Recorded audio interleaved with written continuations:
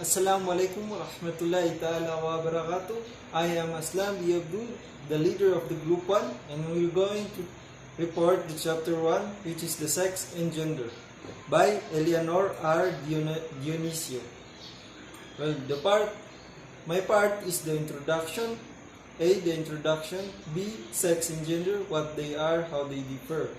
1. Sex in the realm of the biology. It consists of what it is. B.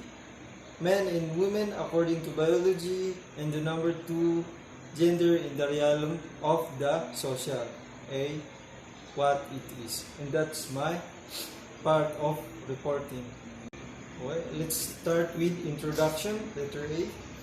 To understand the problem of gender subordination, one must first understand two key concepts, which is the sex and gender. In common usage, the two terms are often interchanged properly. Each has a meaning distinct from that of the other. This distinction has important implication for the way we look at existing inequality between women and men. So the next one is B, sex and gender, what they are and how they differ.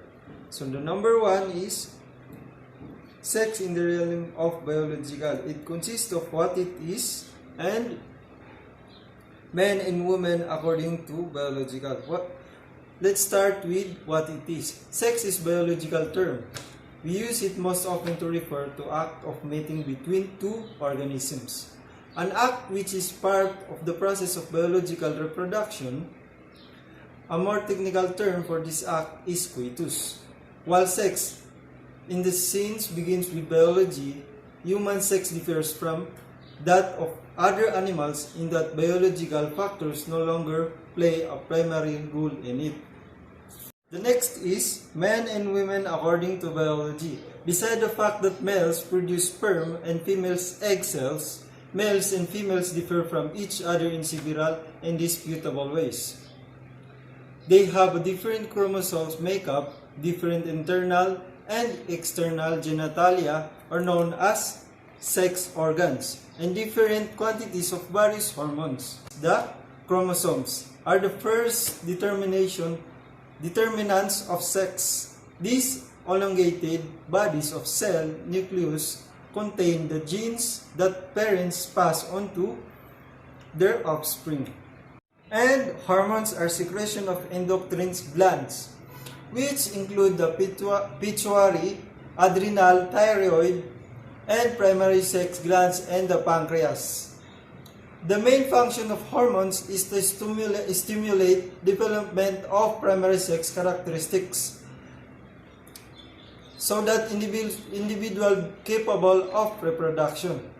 Second is the gender in the realm of the social. Remember that the first is the sex in the realm of the biological. So gender is referred to the differentiated social rules, behaviors, and capacities and intellectual, emotional, and social characteristics attributed by given culture to women and women. In short, all differences besides the strictly biological.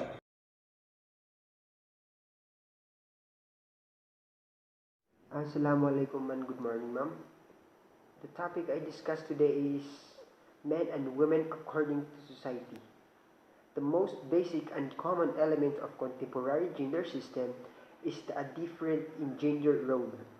The assignment to women of the primary responsibilities for caring for the children and the home, to men of their task of providing the income of their families live. In the most contemporary society, this sexual division of labor exists in the form known technically as the production or reproduction distinction. The first one is production is viewed as men's, refers to the social production or the production of commodities that is good and services for exchange rather than for immediate consumption. The second one is reproduction distinction, is viewed as women include not just biologically reproduction but also the other tasks associated with it, caring the maintenance of other members of the family, and the maintenance of the dwelling activities dispensable or to survive, but assign no economic values. In real life, many Filipinos women to participate in social production, working in factories, plantations, or offices, taking in income, earning work within the home. Women women do 40 to 60% of agricultural work in the Philippines. Similarly, many Filipinos men give a occasional hand with the children of the housekeeping, but the assistance of voluntary and often viewed by the women in their families as a bonus. The man who puts in too much help with the housework he called machunuring or underdesayang. The second topic is ideology. Gender roles are justified by gender gender about the different personalities, traits, skills, and capabilities that men and women have. Men are said to be physically stronger than women. This this more fits to take our work outside of the home. Women, on the other hand, are to take to, on the other hand, are perceived as a fit only for household work that does not require great physical exertion. Men are said to be brave, aggressive, independent, good, and at controlling their emotions. Women, women on the other hand are perceived as um, timorous, passive, emotionally dependent, demonstrative, loving, patient, self-sacrificing, and face and peaceful by nature. The third one is gender ideologies demystified.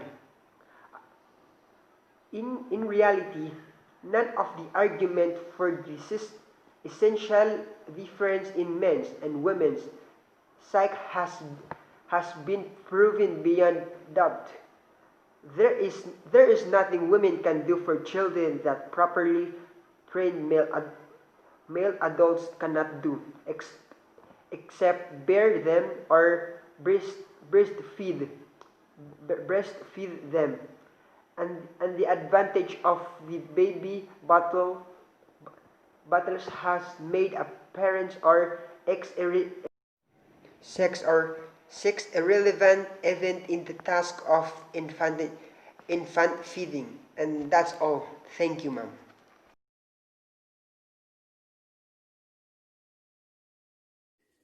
Assalamu alaikum. I am Nurhaiman Nambor and I will be discussing about gender subordination. Okay, gender subordination. Gender has implication for equality between men and women in society. In earlier days, these implications were accepted as a matter of course. Women were perceived as naturally inferior to men. The word gender, kasarian, describes the socially constructed rules of responsibilities societies consider appropriate for men and women. When we say gender subordination, it is the act of placing in a lower rank or position. The refusal to allow women and be deducted was part of society's subordination of women to men. The act of subordination or making dependent, secondary, subservient. So this topic that was assigned to me is somewhat related about gender issue or gender equality, ang pagkakapantay-pantay or pagkakaiba ng kasarian. So we have here gender subordination and sexuality. Rape is an extreme illustration of the subordination of women's sexuality. Women are not just men's sexual and reproductive property. They are also legitimate target of sexual aggression. In this handout, it stated that rape is extreme illustration of the subordination of women's sexuality, like for example, sexual abuse or violence against women. Nangyayari yung mga ganong insidente dahil yung ibang kababaihan walang delikadesa when it comes to how they dressed up or their manner, mostly sa ating mga kalalakihan. Doon nakabase ang respeto natin sa isang babae. But we should respect women because God respect women. We are all made in the image of God, so we are all equal. The next is gender subordination and personhood. The gender system encouraged the development of different personality traits for men and women. Okay, when we say gender subordination and personhood, guaranteeing the rights of women and giving them opportunities to reach their full potential and critical not only for attaining gender equality but also for meeting a wide range of international development goals.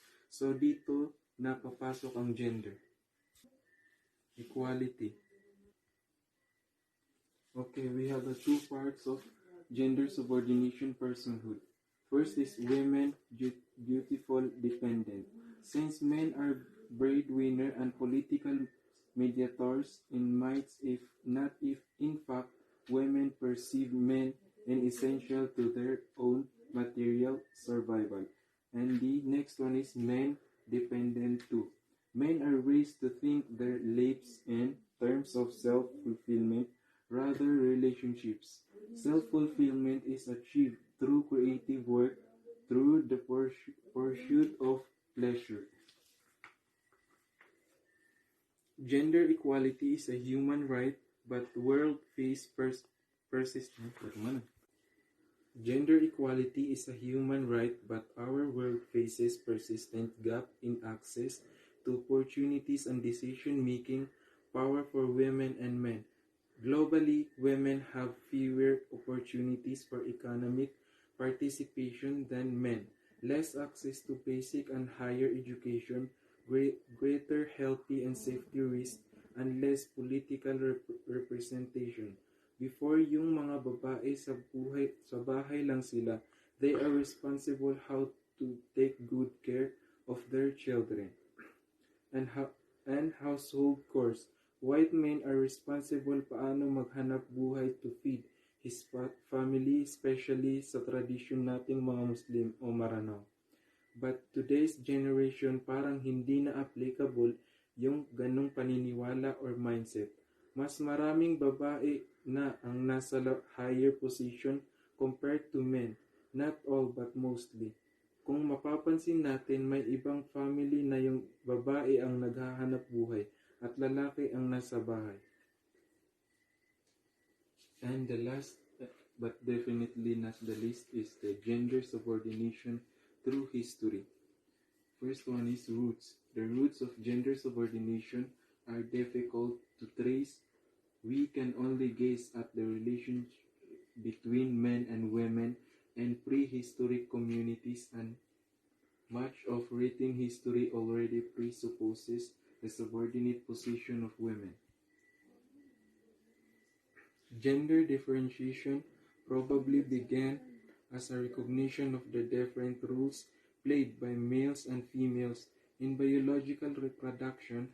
This difference became the basis of sexual divisions of labor. For instance, the female's capacity to nurse children probably lead to her becoming responsible for gathering other form of food for them as well. In fact, some feminist anthropologists posit that men were initially dependent on women for their survival, and not the other way around. Since women were the earliest human food producers and gatherers, a logic development would have been the assignment to women of tasks compatible with the care of children, such as the maintenance of the dwelling place. And that would be all. Thank